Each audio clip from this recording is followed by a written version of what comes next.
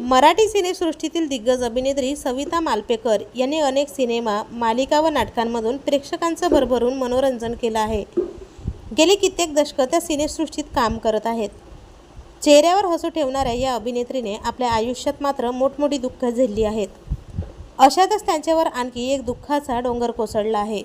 त्यांच्या अगदी जवळच्या व्यक्तीने या जगाचा कायमचा निरोप घेतला आहे. सविता मालपेकर यांचे पती व काँग्रेस नेते राजीव राणे यांचे दुःखद निधन झाले आहे. प्रदीर्घ आजाराने त्यांची प्राणज्योत मालवली. गेल्या काही दिवसांपासून त्यांची प्रकृती खालावली होती.